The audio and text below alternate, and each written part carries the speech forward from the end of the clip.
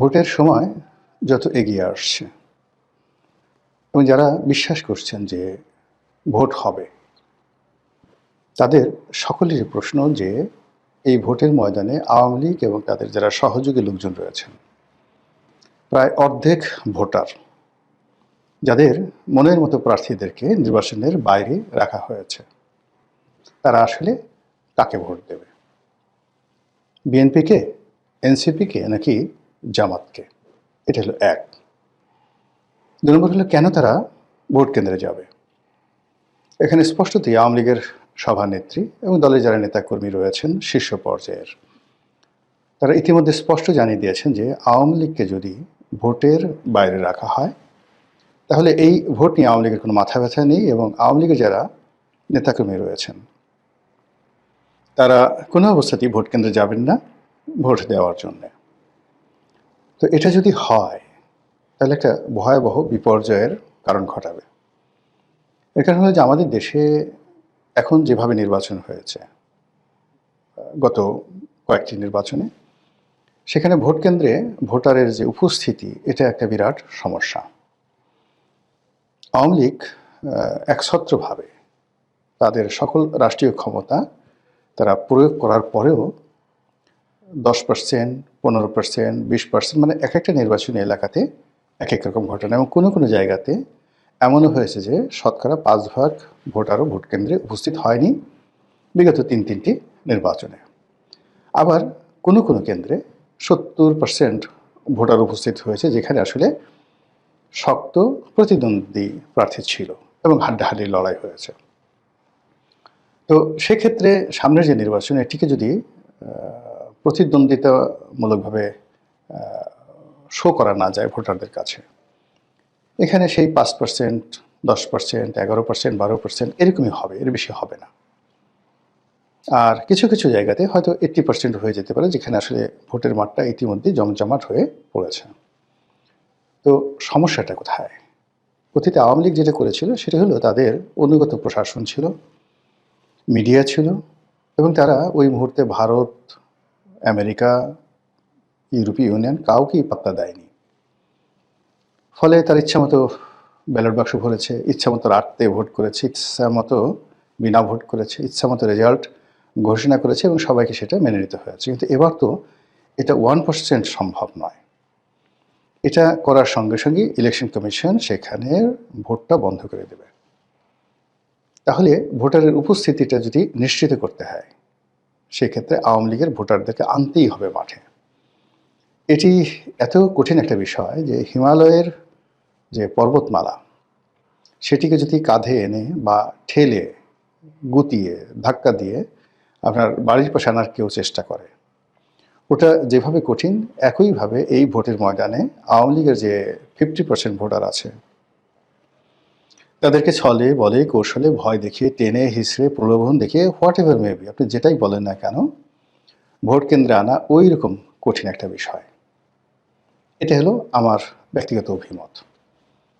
২ নম্বর হলো যে আওয়ামী লীগ যদি এই নির্বাচনে কৌশল করতে চায়, মানে খেলতে চায় প্রার্থীদেরকে নিয়ে, তাহলে যেটা হবে সেটা হলো তারা সেই একটা জায়গাতে জামাতের ময়দানে উপস্থিত হবে, যেখানে তারা কৌশল মনে করবে যে জামাতের প্রার্থী স্ট্রং, আর অন্য জায়গায় তারা বিএনপির প্রার্থীর পক্ষে নামবে, জনসভা বড় হবে এবং প্রার্থীদেরকে মাথায় তুলে নাচবে, মনে হচ্ছে যে প্রার্থী তারা জিতে গেছে। কিন্তু শেষমেশ তারা ভোট দিতে আসবে না, যাবে না, বা ভোট কেন্দ্রে ঢুকে তারা ব্যালট পেপার নষ্ট করবে এমনভাবে। তাতে কি হলো যে সবাই একটা ইমেজে রইল, ভোটের দিন পর্যন্ত প্রচুর ভোটার উপস্থিত হয়েছে, আওয়ামী লীগের সব লোক ভোট কেন্দ্রে এসেছে, কিন্তু শেষমেশ তারা ভোট দেয়নি, হা ভোটের জায়গায় না ভোট দিয়েছে, না ভোটের জায়গায় হা ভোট দিয়েছে, আর প্রার্থীকে এমন সিল মেরেছে প্রতীকের উপর যেখানে ভোটটা নষ্ট হয়ে যায়। তাহলে কি হবে বলেন? এরকম একটা অবস্থাতে কি হবে? দিন শেষে দেখা গেল যে সবাই এটা মারাত্মক বিপদে মানে ফেলবে। নির্বাচন যারা অনুষ্ঠান করছে তারা দেখলো যে ইলেকশন কেন্দ্রে প্রচুর ভোটার ভোট কেন্দ্রে গেল, তারা ধরে নিল 60%, 50% ভোটার কালেকশন হয়েছে, অতএব সিল পিটানোর দরকার নেই। কিন্তু দিন শেষে গুনে গুনে দেখা গেল 5%, 6%। তখন নিজের গালে চর থাপ্পড় কিল ঘুষি মারা ছাড়া তাদের আর কিছু করার থাকবে না। এই গেল দ্বিতীয় অপশন। এবং এই কাজগুলো করা কিন্তু এত সোজা না। আওয়ামী লীগের যে চাণক্য নীতি, সেই চাণক্য নীতি যদি পরিপূর্ণ বাস্তবায়ন তারা ঘটাতে পারে, তাহলে সেক্ষেত্রে কেবলমাত্র এটা ঘটানো সম্ভব।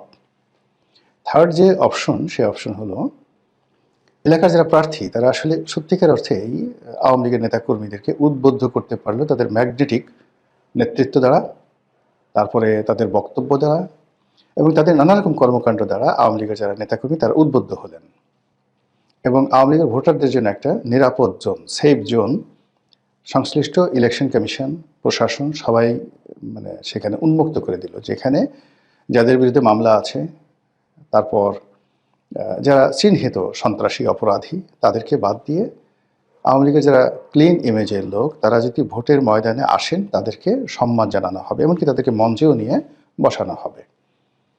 এবং এটি যদি শান্তিপূর্ণভাবে করা হয় তাহলে আওয়ামী লীগের যে রাজনীতি এটি খুবই কঠিন হয়ে যাবে আগামীর দিনগুলোতে। এবং সেক্ষেত্রে যারা যোগ্য প্রার্থী তারা এখানে লাভবান হবে। 4 নম্বরে যেটা মনে হচ্ছে সেটা হলো যে আওয়ামী লীগের কিছু লোক গেল, ভোট দিতে গেল এবং তারা প্রার্থীদের এবং রাজনৈতিক দলগুলোর যে গত সেই 17 মাসের যে কর্মকাণ্ড, সেই কর্মকাণ্ডকে যদি তারা বিবেচনায় নেয় এবং সেই অনুযায়ী যদি তারা ভোট দিতে চায়, তাহলে বিএনপির কপাল খারাপ। এক্ষেত্রে জামাত, এমনকি এনসিপি, এমনকি চরমোনাই যারা প্রার্থী আছেন তাদের কপাল খুলে যাবে।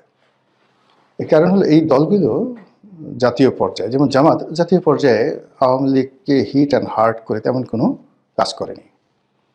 তারপর যে সকল মব হয়েছে সেগুলো মব হয়েছে, সেই মবের জন্য পরোক্ষভাবে জামাতকে দায়ী করা হয়, কিন্তু প্রত্যক্ষভাবে এর সঙ্গে জামাত ছিল এটা লোকজন দেখেনি। কিন্তু সে তুলনায় পথে ঘাটে মাঠে হাটে বাজারে যদি মবের হিসাব করা হয়, কারা বেশি মব করেছে, কারা চাঁদাবাজি করেছে, কারা আওয়ামী লীগের নেতাকর্মীদের বাড়িতে হামলা করেছে, মামলা দিয়েছে এবং তাদের ব্যবসা প্রতিষ্ঠান দখল করেছে ইত্যাদি, যে পথে প্রান্তরে যে ডাটাগুলো, তথ্যগুলো আছে, এগুলো যদি ভোটাররা বিবেচনা করেন সেক্ষেত্রে একটি বিশেষ দলের কপাল পোড়ার সম্ভাবনা অনেক অনেক বেশি। আবার অন্যদিকে মানুষের মন তো নরম হয়ে যায়। তো মানুষের মনকে নরম করার যে জামাতি কৌশল রয়েছে, সেই কৌশল যদি তারা কাজে লাগায়, তারপরে ভালো ব্যবহার করে, তাদেরকে আশ্বাস দেয়, ভরসা দেয়, সেক্ষেত্রে আওয়ামী লীগের যারা ভোটার তারা যদি ভোট দিতে চান, ভোটের ময়দানে রীতিমতো বিপ্লব হয়ে যাবে। এটাকে যারা ম্যাটিকুলাস ডিজাইন বলবেন বা অন্য কোনো কিছু বলবেন, এতে লাভ হবে না। মূল ব্যাপার হলো যে এই বাংলাদেশে আওয়ামী লীগের নেতাকর্মীদের বিরুদ্ধে যারা মামলা করেছেন, এই মামলার বাদী কারা, কয়জন আছে জামাতের লোক মামলা করেছেন, কয়জন বিএনপির লোক, কয়জন এনসিপির লোক, খুঁজে দেখেন, সে অনুযায়ী ফলাফল হবে।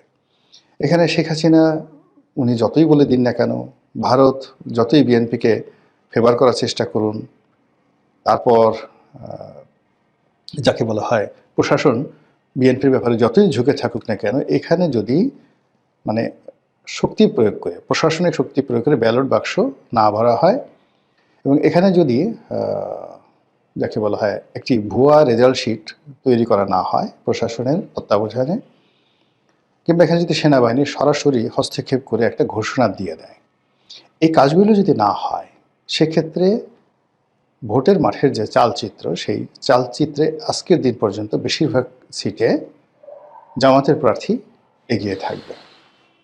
এবং বিভিন্ন এলাকাতে যারা ইসলামপন্থী রয়েছেন, যারা মহিলা ভোটার আছেন এবং যারা এই বছর তরুণ প্রজন্মের ভোটার হয়েছেন, তারা যে আসলে শেষ মুহূর্তে কি করবে এটা বলা যাচ্ছে না।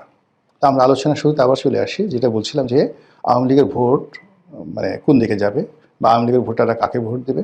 স্পষ্টতই বোঝা যাচ্ছে যে গত 17 মাসে বিভিন্ন এলাকাতে তারা যাদের দ্বারা জুলুমের শিকার হয়েছে, অত্যাচারিত হয়েছে, যে সকল চাঁদাবাজ চিহ্নিত সন্ত্রাসী তাদের বাড়িঘর লুটপাট করেছে এবং এলাকাতে দাপিয়ে বেড়াচ্ছে, তাদেরকে আওয়ামী লীগের লোকজন ভোট দেবে না। আওয়ামী লীগের লোকজন যদি জোর করে তাদেরকে আনা হয়, এমনকি বুথের মধ্যে ঢুকিয়ে দেওয়া হয়, সেক্ষেত্রেও ফলাফল খুব ভালো আসবে না, খুব খারাপ আসবে। আবার দ্বিতীয়ত যেটা আছে সেক্ষেত্রে হলো যে আওয়ামী লীগ এই যে এই মুহূর্তে কেন ভোট দেবে না? প্রথমত হলো দল মাঠে নেই, তাদের নেত্রী দেশের বাইরে, এবং এই প্রথমবারের মতো ব্যালট পেপারে নৌকা নেই। এটি যে কোনো আওয়ামী লীগের লোকজনের জন্য অবমাননাকর। ফলে তাদের যদি মানে পিত্তি থাকে, আমরা বলি না যে লাশ শরম থাকে তোর পিত্তি নেই, তো পিত্ত থাকে বা পিত্তি থাকে, তাদের যদি ন্যূনতম চেতনাবোধ থাকে, মর্মবোধ থাকে, মানবিক বোধ থাকে, তাহলে এটাকে তারা একটা অপমান হিসেবে মনে করবে। এই জন্য তারা ভোট দেবে না। আবার উল্টোটা হতে পারে, কেন ভোট দেবে? এখানে এক নম্বর হতে পারে যে তারা মনে করতে পারে যে আসলে আওয়ামী লীগ খারাপ করেছে, এই জায়গা থেকে তাদের বের হয়ে আসতে হবে, শেখ হাসিনা ভালো কাজ করেনি, এই বোধ যদি আওয়ামী লীগের নেতাকর্মীদের মধ্যে আসে, তারা ভোট দিতে পারে। আরেকটা দিতে পারে, সেটা হলো যে যেভাবে অতীতের সংখ্যালঘু সম্প্রদায়দেরকে জিম্মি করে ভয় দেখিয়ে মানুষ ভোট আদায় করেছে, ঠিক এইবারও একই কায়দায় সেই ব্যবস্থা করা যেতে পারে।